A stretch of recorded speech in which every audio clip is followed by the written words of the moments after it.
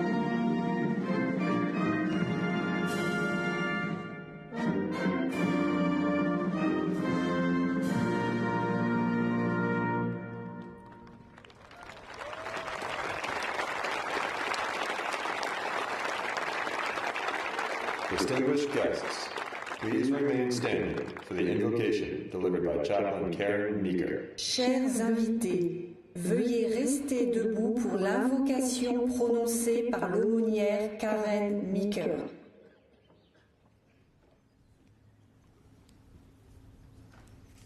Let us bow our heads in humble reverence and solemn remembrance. Let us pray. God, when you needed someone to defend freedom, you made a soldier. When you needed someone to fight tyranny, you created a Marine. When you needed someone to protect the skies, you made an airman. When you needed someone to guard the seas, you made the sailor. And to patrol the shores, the Coast Guard. When you needed to send someone brave and true, it has always been and always will be the men and women of the armed forces. When the world needed heroes, you called the greatest generation to courage, and their answer still echoes in the soul of the nation. Shine your eternal light upon those whose gravestones encircle us as silent sentinels, reminding us of the price of liberty. Comfort with your abiding presence those who mourn empty tables and empty chairs, of those who gave their best hopes for our brighter tomorrows. Be our witness, O God, as we stand on this hallowed ground, consecrated in blood, that we will be devoted to the preservation of peace with the same determination as these here who fought fourscore years ago.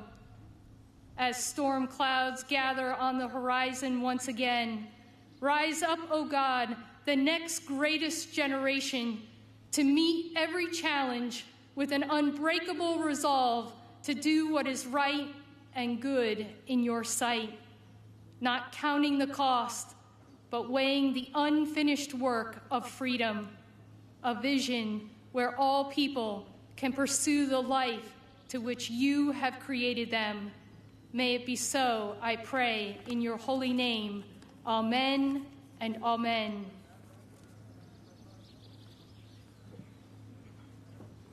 Distinguished guests, please take your seats. Chers invités, veuillez prendre place.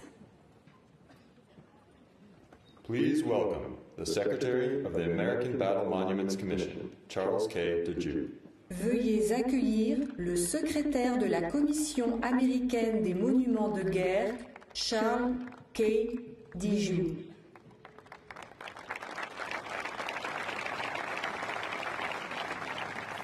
Thank you.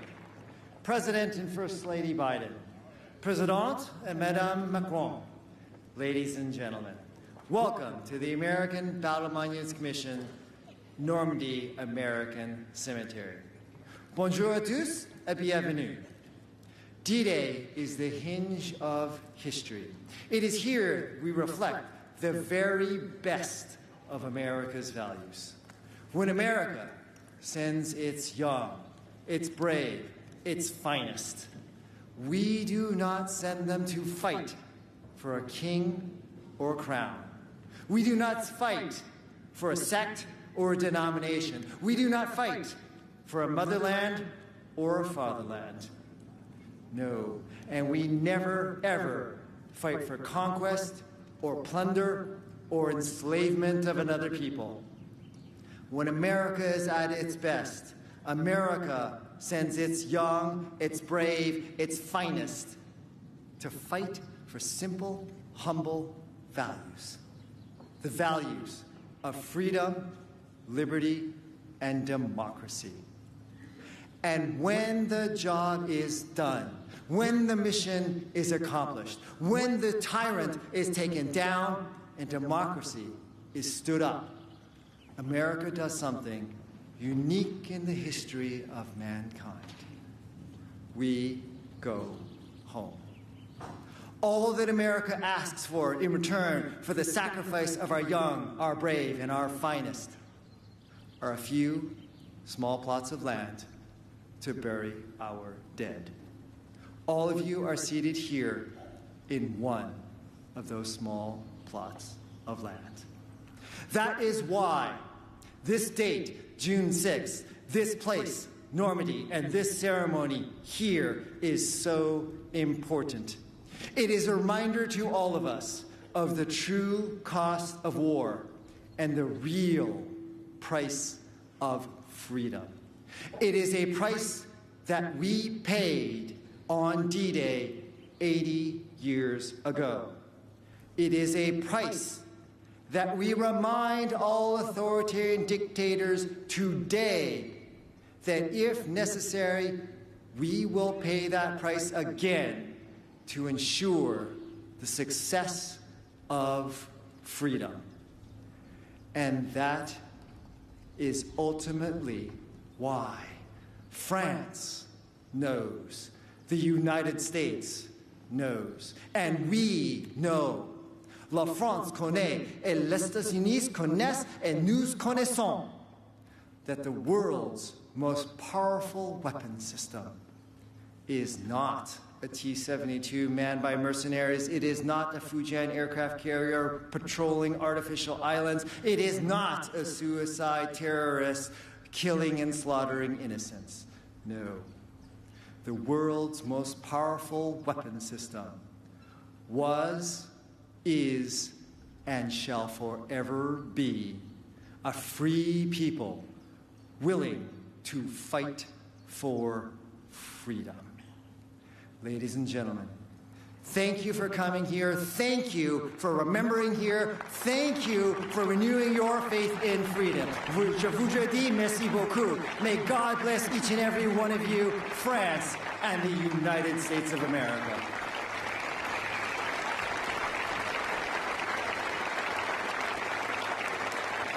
Distinguished guests, the President of the French Republic, Emmanuel Macron. Chers invités, le Président de la République française, Emmanuel Macron.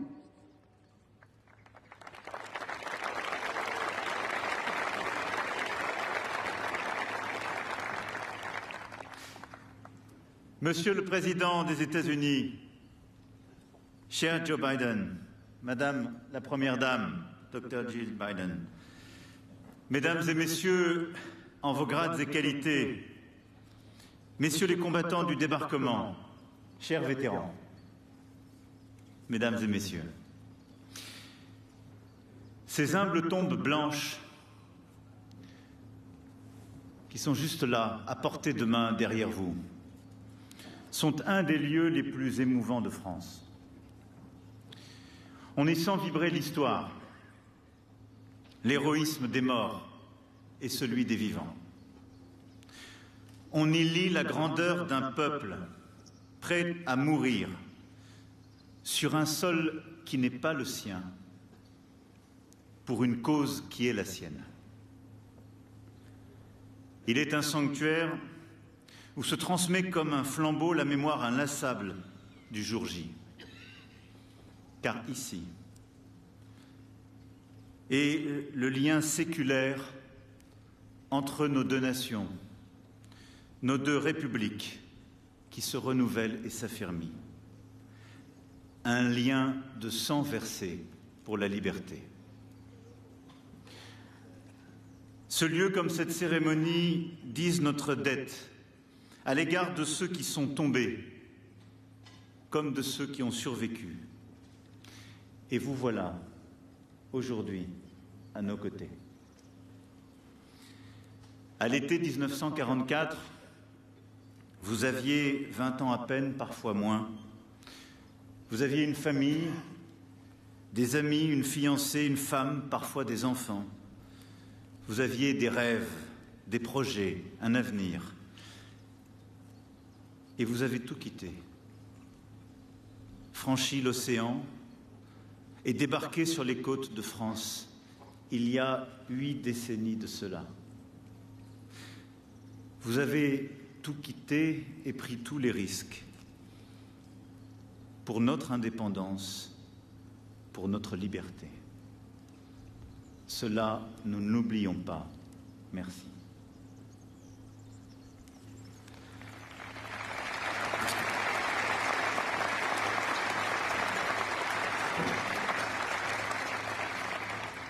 Vous êtes venus ici et vous avez rejoint notre guerre pour y faire basculer l'histoire. Oui.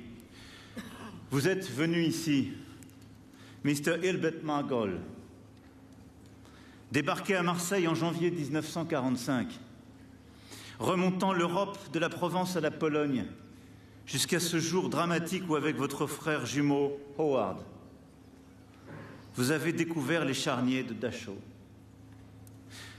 Vous êtes venu ici, Mr. John Wardle, fantassin auquel votre courage a valu une blessure à Hürtgenwald, en Allemagne, en pleine bataille. Vous êtes venu ici, Mr. Robert Pedigo, pour combattre avec votre escadrille de Saint-Laurent à l'Allemagne. Vous êtes venu ici, Monsieur Calvin Schreiner, qui avait participé à l'opération Dragoon depuis le sud de la France et passé les derniers mois de guerre à réparer nos hôpitaux, nos voies ferrées, nos routes. Vous êtes venu ici, Monsieur Edward Berthold, devenu avec vos 35 missions de combat un véritable fléau des nazis, dont vous bombardiez inlassablement les centres névralgiques, tout comme Edwin Cottrell, pour qui j'ai une pensée aujourd'hui et qui aurait dû être des vôtres. Vous êtes venu ici, Monsieur Dominic Critelli, pour libérer le continent où vous étiez né. Et vous, Mr. Bill Casassa, avec cette force d'âme exceptionnelle qui vous a permis de tenir 171 jours de combat continu face à l'ennemi. Vous êtes venu, Mr. Victor Chaney, débarqué en juillet sur la plage d'Utah Beach pour libérer la Normandie, puis Angers, puis Reims.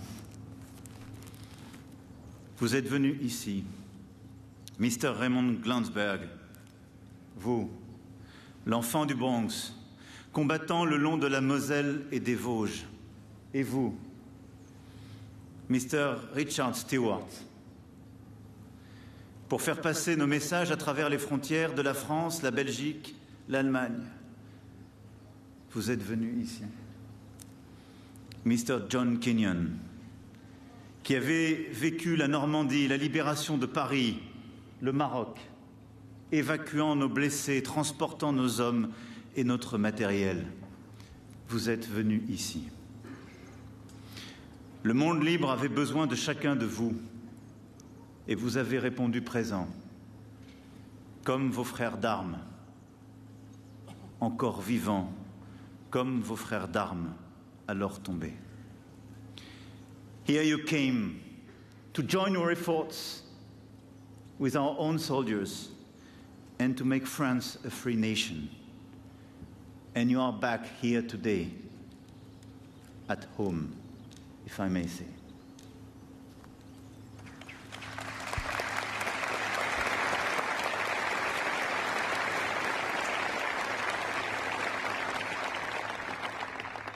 Rangers lead the way. Telle fut l'exclamation de Norman Cotta, sous le feu de la mitraille à ses hommes, sous la pluie d'obus. Vous êtes venus ici, alors vous voilà à jamais chez vous, sur le sol de France, et nous n'oublions pas. À vous, hommes de la Great Generation, de nous enseigner à notre tour à être grands, à lutter pour la paix et la liberté du monde. À nos côtés, vous avez fait cette guerre et nous l'avons gagnée.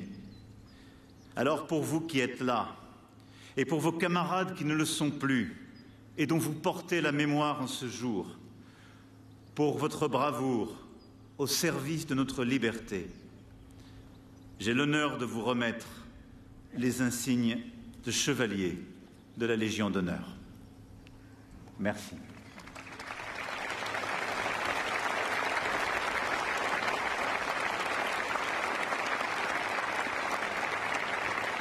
Distinguished guests, the President of the French Republic, Emmanuel Macron, will now present the National Order of the Legion of Honor.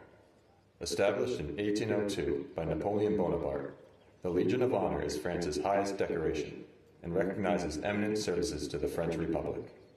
This distinguished award to these American veterans acknowledges their service and participation in the liberation of France during the Second World War. Chers invités, le président de la République française, Emmanuel Macron, va maintenant présenter l'Ordre national de la Légion d'honneur. Créée en 1802 par Napoléon Bonaparte, la Légion d'honneur est la plus haute décoration française et récompense les services éminents rendus à la République française. Cette distinction décernée à ces vétérans américains reconnaît leur service et leur participation à la libération de la France pendant la Seconde Guerre mondiale.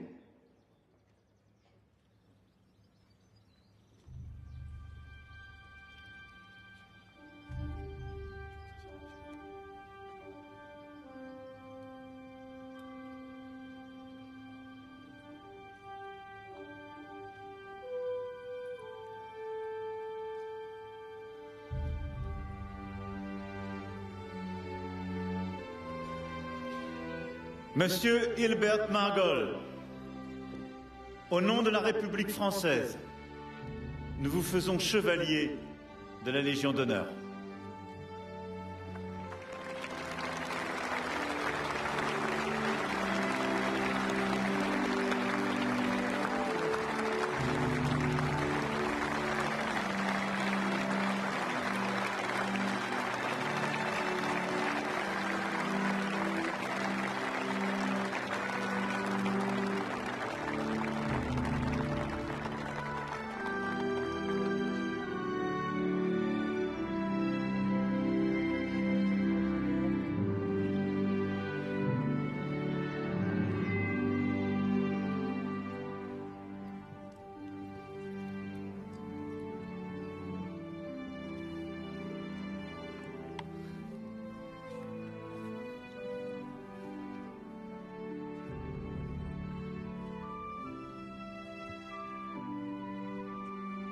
Monsieur John Wardle, au nom de la République française, nous vous faisons chevalier de la Légion d'honneur.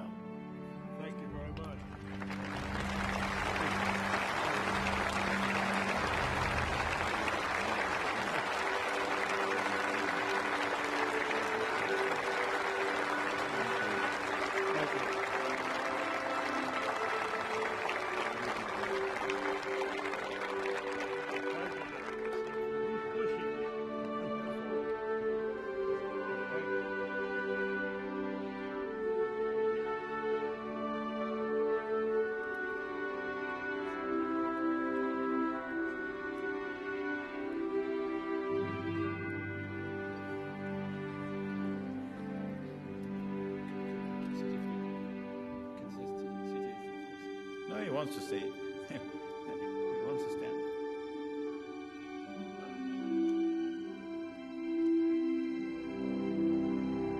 Monsieur Robert Pedigo, au nom de la République française, nous vous faisons chevalier de la Légion d'honneur.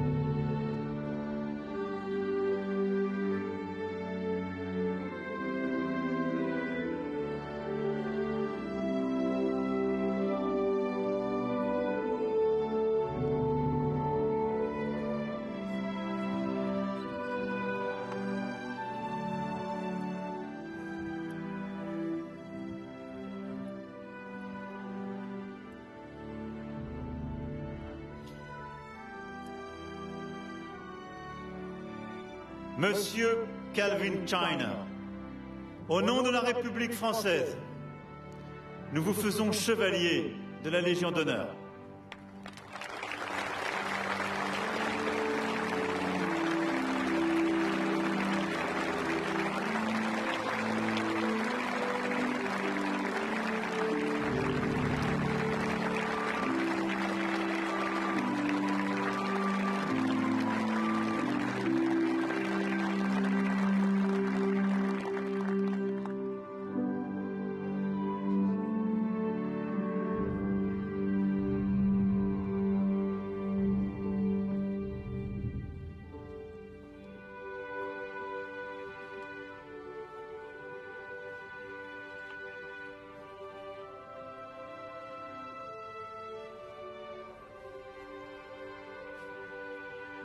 Monsieur Edward Berthold, au nom de la République française, nous vous faisons chevalier de la Légion d'honneur.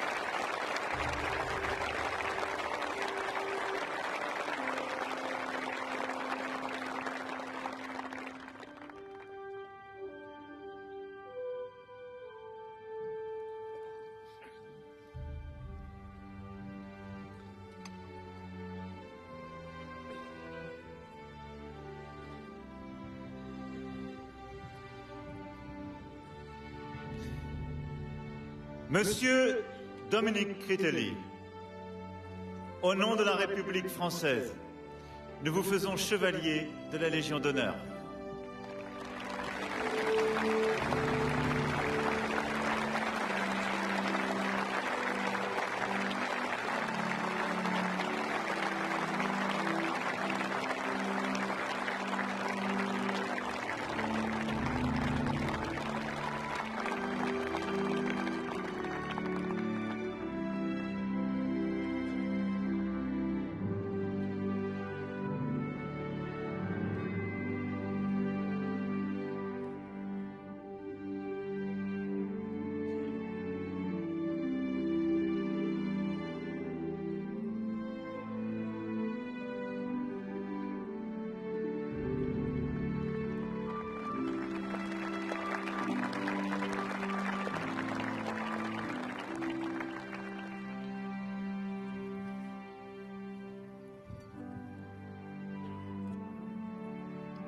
Monsieur Bill Casassa, au nom de la République française, nous vous faisons chevalier de la Légion d'honneur.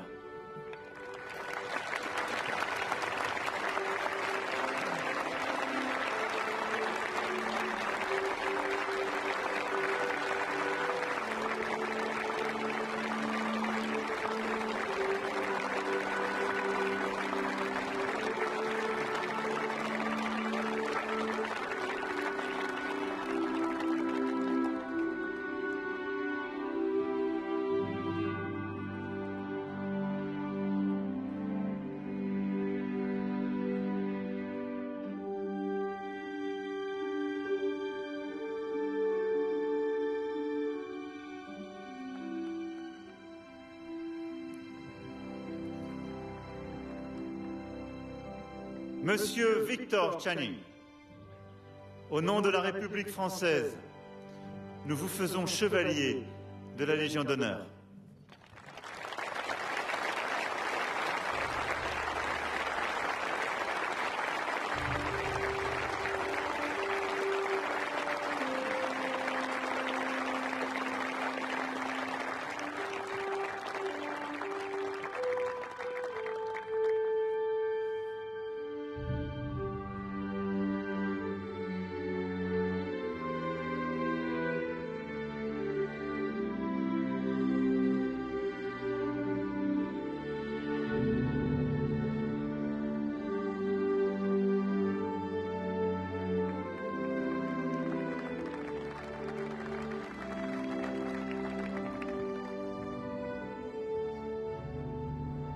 Monsieur Raymond Glansberg, au nom de la République française, nous vous faisons chevalier de la Légion d'honneur.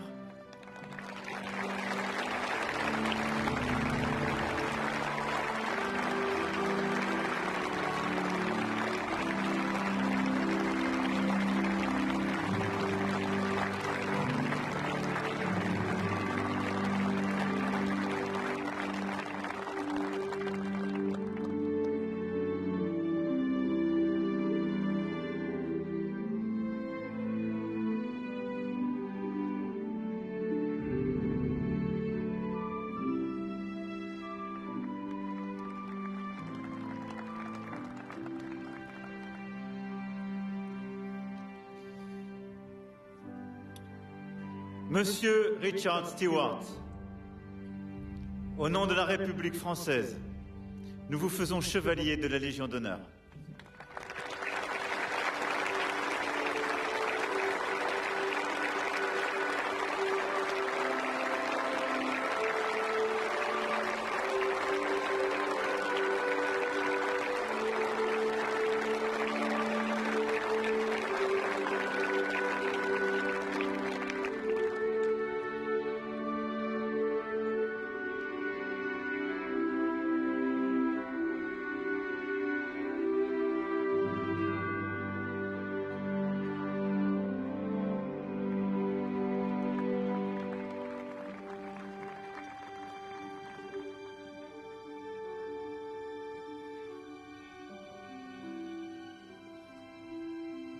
Monsieur John Kenyon, au nom de la République française, nous vous faisons chevalier de la Légion d'honneur.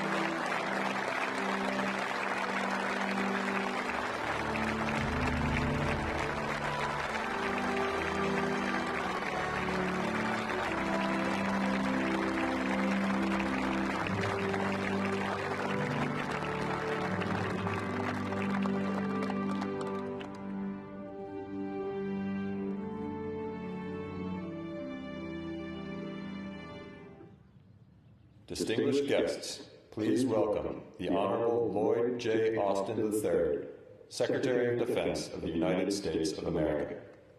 Chers invités, veuillez accueillir l'honorable Lloyd J. Austin, troisième du nom, secrétaire à la Défense des États-Unis d'Amérique. President Biden, Dr. Biden, President Macron, Mrs. Macron, distinguished guests, ladies and gentlemen, and above all, the veterans of World War II. I am honored to stand again at this hallowed place. We bow our heads to remember the more than 9,000 U.S. and Allied soldiers killed or wounded on D-Day by Hitler's forces. On behalf of the United States Department of Defense, I am here to give thanks, inadequate as that word may be. 80 years later, we thank the young Americans who took the beaches, who helped liberate France, and who helped free this continent from Nazi tyranny. We thank every Allied warrior who fought for freedom on June 6, 1944. And we thank the American and Allied veterans who have rallied once more on the shores of Normandy. Victors of D-Day, we are humbled by your presence. The young Americans who fought through the clamor and the chaos on D-Day have grown old or left us. And whenever a veteran of D-Day is gathered to his maker, in the fullness of time, after a long life lived in freedom, he wins a final victory over Hitler. You helped defeat what Churchill called a monstrous tyranny never surpassed in the dark, lamentable catalog of human crime. And you laid the foundation for a more just, free, and decent world. Together with our allies, we built peace out of war, a hard-headed peace, a peace renewed by constant commitment, a peace forged by the generation that won the bloodiest war in human history. And so our gratitude must never fade. Our memories must never dim, and our resolve must never fail. We still seek a world where aggression is a sin, and where human rights are sacred, and where all people can live in freedom. And so we must rally again to defend the open, post-war world of rules, rights, and responsibilities. Those rules protect us. Those rights define us. And those responsibilities summon us once more. At this hinge in history, we must again stand firm against aggression and tyranny. And as I said here last year, if the troops of the world's democracies could risk their lives for freedom then, surely the citizens of the world's democracy can risk our comfort for freedom now. So let us again uphold the spirit of D-Day. Let us again defend the principles that the Allied armies carried. And let us again thank the heroes of D-Day who kept freedom alive for us all. You saved the world.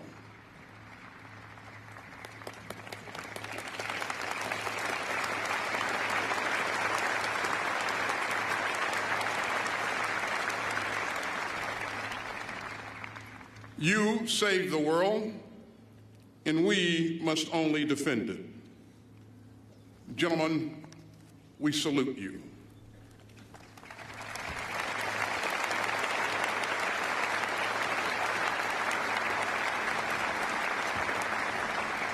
May God bless the American and Allied troops who fought here. May God bless the United States of America, and may God bless all who cherish human freedom. Thank you.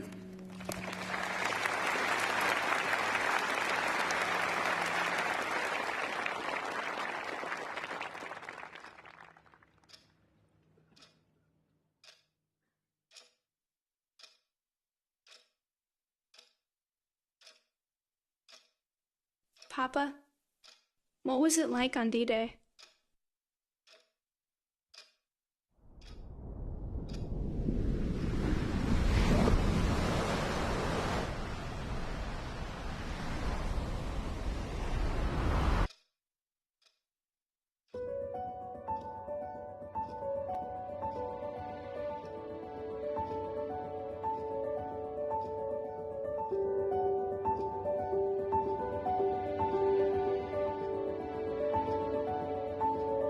We had no idea what we were going to do or where it would happen, but it was the beginning.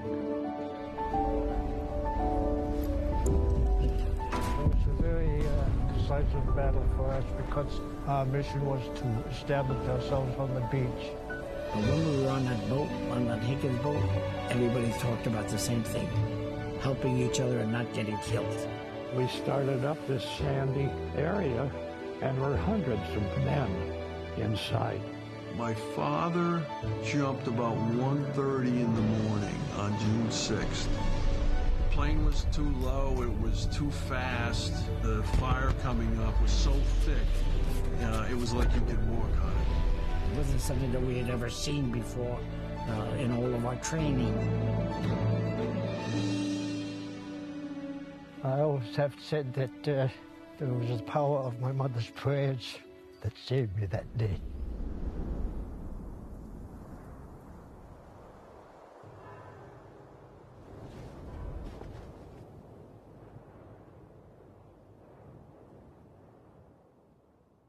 And it gets to me thinking about it. But as I look over those crosses, I see people standing up, even waving. I have to go back because there's something there that draws you back. I have a very close friend that I knew by the name of Edward Mirosevic. He had received a very bad stomach wound, and I could not even bandage it properly. We said goodbye to each other forever. He's laying here on the cemetery here in Colville. I think of the many men here that paid the ultimate price for the freedom of Europe. Young people want to know and need to know. Everybody I saw that I was glad to fight alongside them, they were willing to stand up. And not all of them came back. And they all have a story to tell. And it's our responsibility to tell those stories. People will not be forgotten as long as we keep talking about them.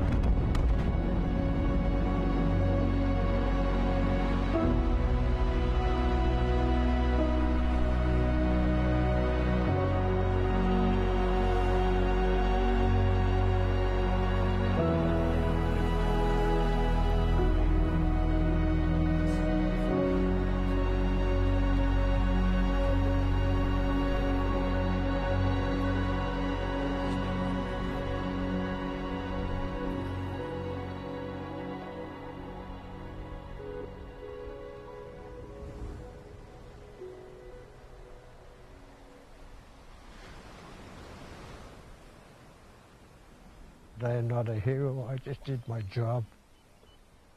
The real heroes are laying here on the cemeteries. These are our heroes, and we should never forget them.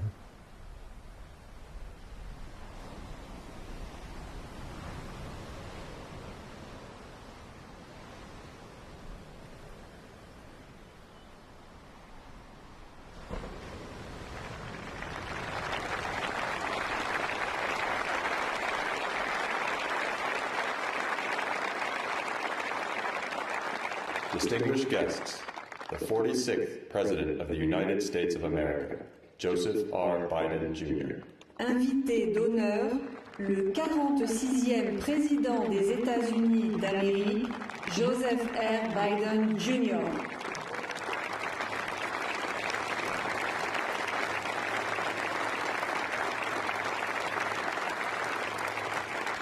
The hour had nearly come. Monday, June 5th, 1944. The evil of Hitler's Third Reich was devastating the world.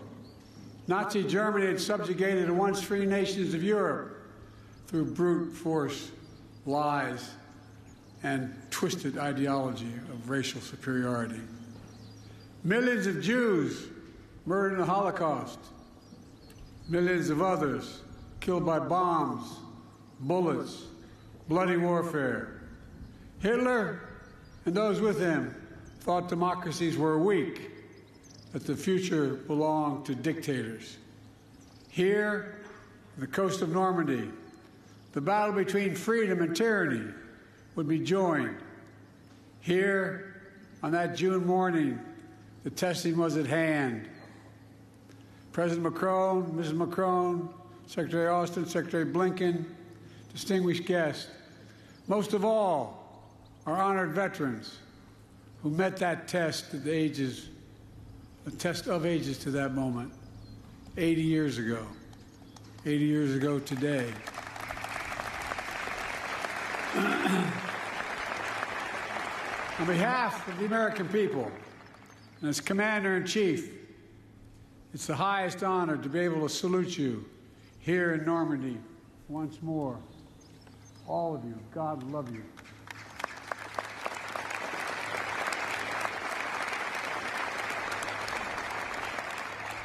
Winston Churchill called what happened here, quote, the greatest, most complicated operation ever, end of quote.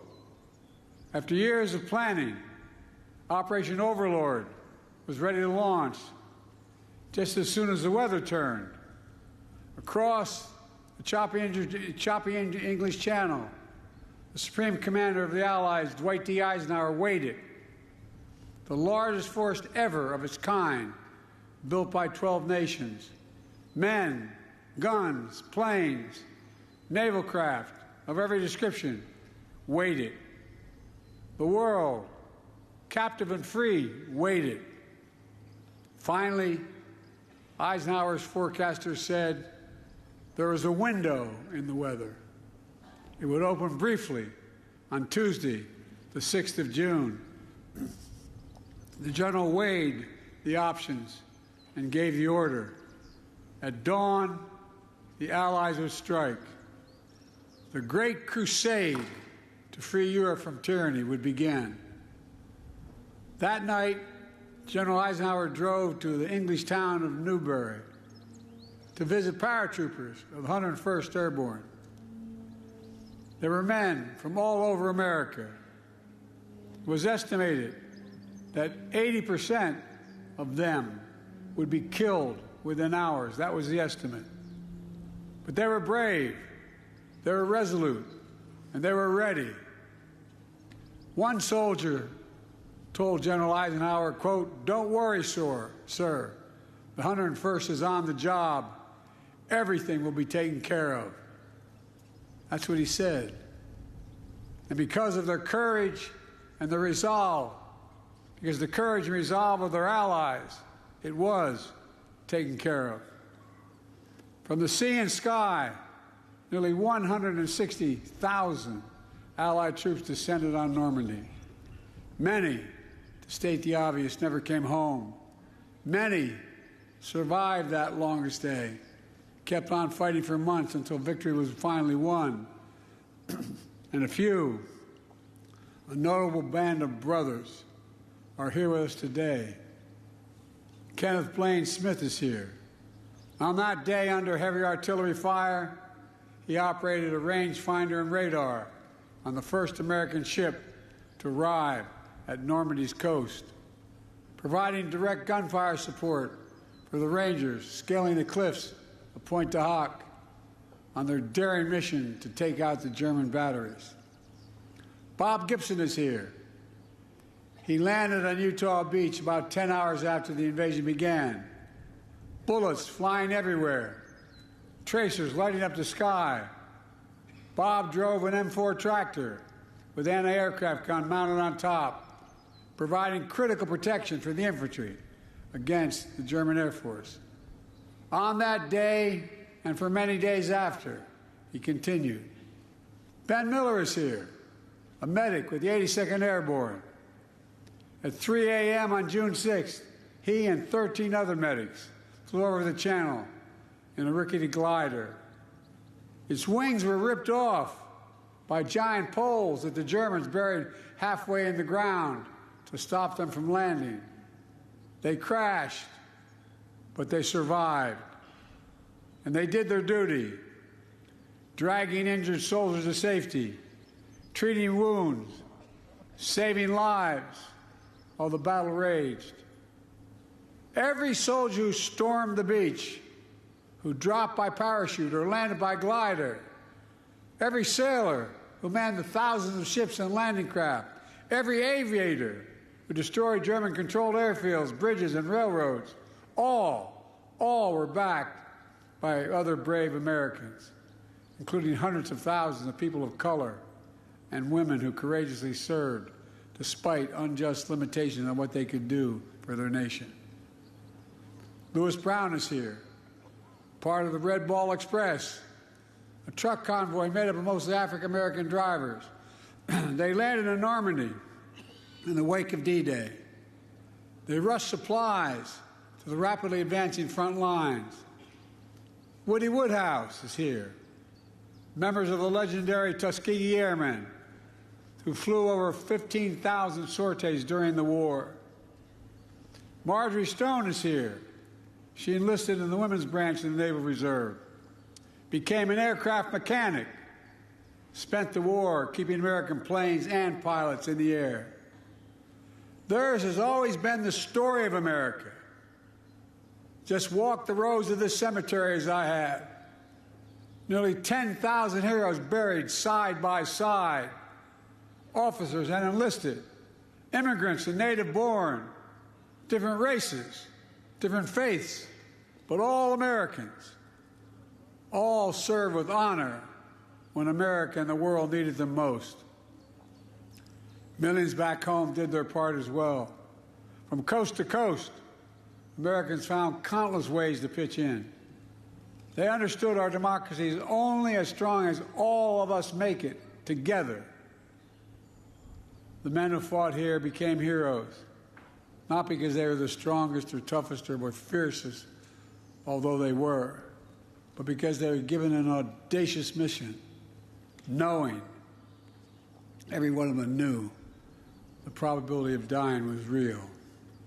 But they did it anyway. They knew, beyond any doubt, there are things that are worth fighting and dying for. Freedom is worth it. Democracy is worth it. America is worth it. The world is worth it. Then, now, and always. The war in Europe didn't end for another 11 months. But here, the tide turned in our favor.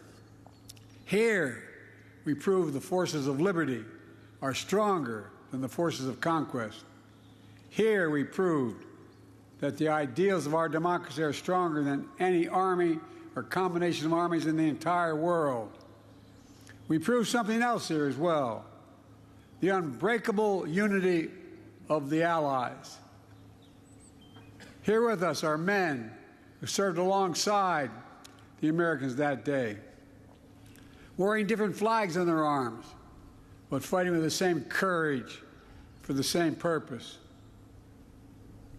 What the Allies did together 80 years ago far surpassed anything we could have done on our own. It was a powerful illustration of how alliances, real alliances, make us stronger. A lesson that I pray we Americans never forget. Together we won the war. We rebuilt Europe, including our former enemies.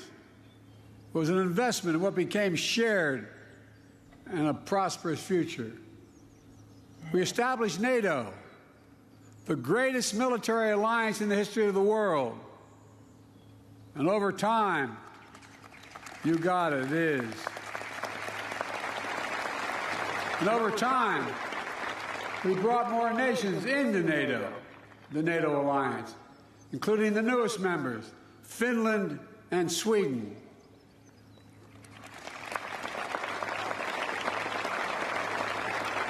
Today, NATO stands at 32 countries strong, and NATO is more united than ever, and even more prepared to keep the peace, deter aggression, defend freedom all around the world. America has invested in our alliances and forged new ones, not simply out of altruism, but out of our own self-interest as well. America's unique ability to bring countries together is an undeniable source of our strength and our power. Isolationism was not the answer 80 years ago and is not the answer today.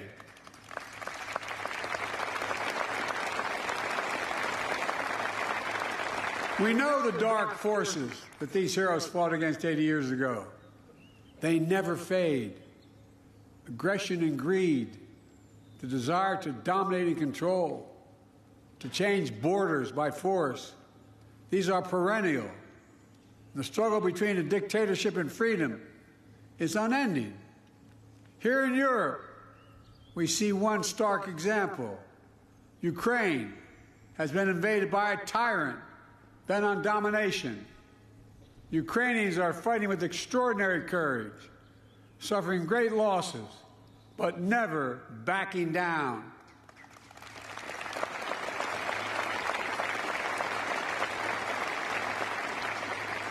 They've been inflicted on the Russian aggressors. They've suffered tremendous losses, Russia. The numbers are staggering. 350,000 Russian troops dead or wounded.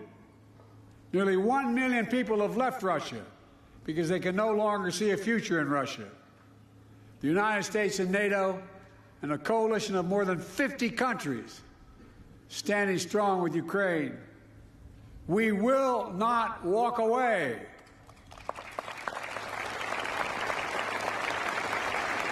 Because if we do, Ukraine will be subjugated and will not end there.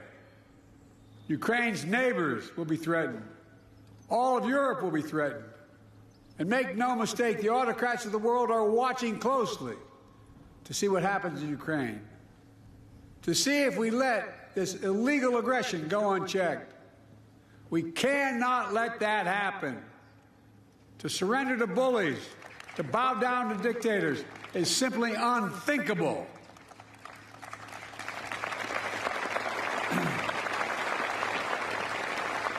Were we to do that, it means we'd be forgetting what happened here in these hallowed beaches.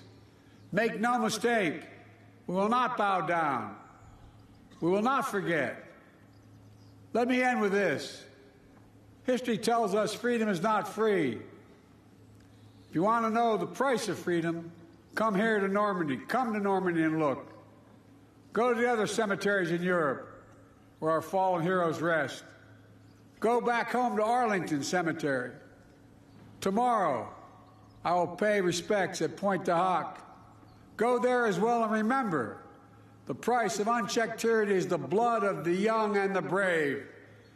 In their generation, in their hour of trial, the Allied forces of D-Day did their duty. Now the question for us is, in our hour of trial, will we do ours? We're living in a time when democracy is more at risk across the world than any point since the end of World War II, since these beaches were stormed in 1944. Now we have to ask ourselves, will we stand against tyranny, against evil, against crushing brutality of the iron fist? Will we stand for freedom? Will we defend democracy? Will we stand together? My answer is yes, and only can be yes.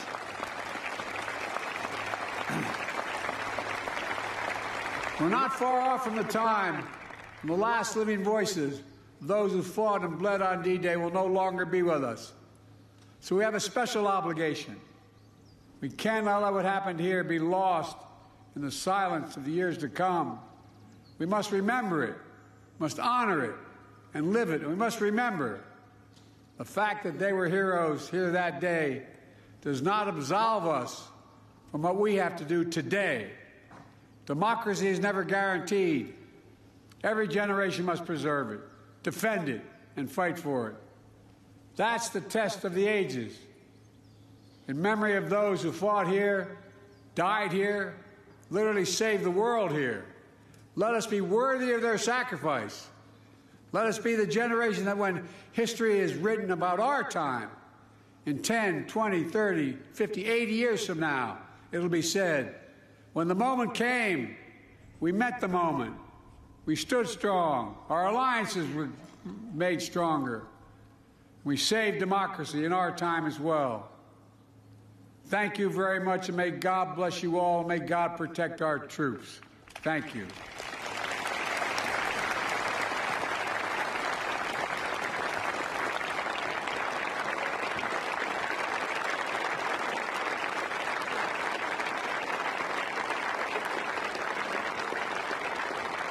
Distinguished guests, in honor of the veterans gathered with us today and those commemorated at this hallowed ground, Lieutenant Commander Catherine Miyamasu will now read the watch.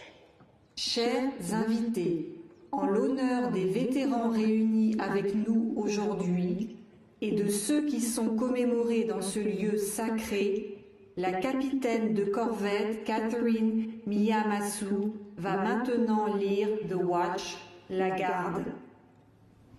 Detail! Attention!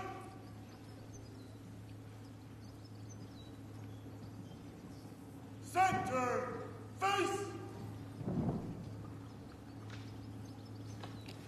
When a sailor retires, it is traditional that a younger service member read the watch. Today, we want to read the watch for all World War II veterans here today, both behind us and all around us. 80 years ago, these sailors stood the watch. While some of us were in our bunks at night, these soldiers stood the watch. While some of us were in school learning our trade, Marines, airmen, and coasties stood the watch. Yes, even before some of us were born into this world. The men behind me and their brothers and sisters who lay before me stood the watch. In those years, when the storm clouds of war were seen brewing on the horizon of history, they stood the watch. Many times, they would cast an eye ashore and see family standing there, needing guidance and help, needing that hand to hold in those hard times. But still, they stood the watch. They stood the watch 80 years ago. They stood the watch so that we, our families, and our fellow countrymen and women can sleep soundly in safety each and every night, knowing that these veterans stood the watch. Today, we are here to say, World War II veterans, the watch stands relieved. Relieved by those you have trained, guided, and led. American World War II veterans, you stand relieved. We have the watch. Present! All!